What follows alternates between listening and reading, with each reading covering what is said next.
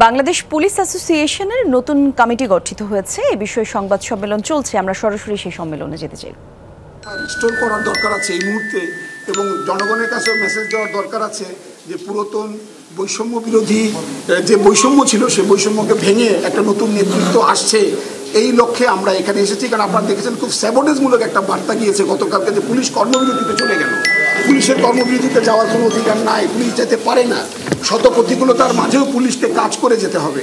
এই কারণে গতকালকে আমরা ডক্ট্রিন অফ নেসেসিটির সূত্র ধরে কালকে আমরা উপস্থিত যে সকল আমাদের সদস্য ভাইদেরকে পেয়েছি, ওনারা নিজেরাই বসে নিজেদের মতো করে একটা কমিটি করেছেন।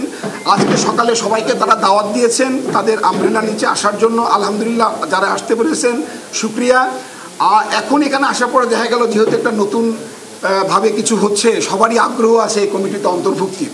আমি তাদের সেন্টিমেন্টকে শ্রদ্ধা করি। যেহেতু এই সংগঠনের আমি একসময় অভিভাবক ছিলাম, আমি দায়িত্ব নিয়ে আবার পুনরায় একটা কমিটি সবার ঐক্যমতের ভিত্তিতে করে দেব। সময় লাগবে।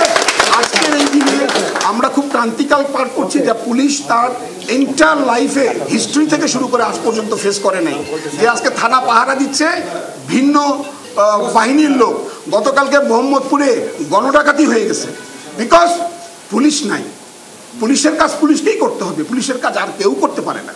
তো এই কারণে এখন ঐক্য দরকার, ইস্পাত কঠিন ঐক্য দরকার। আপনারা ঐক্যে থাকেন, এভরি প্রবলেম সলভ করা হবে ইনশাল্লাহ। সবাই মিলে বসবেন, প্রয়োজনে আজকে মিটিংয়ের পরে বসবেন, বসে ঠিক করবেন। এটা কারো ব্যক্তিগত কমিটি নয়।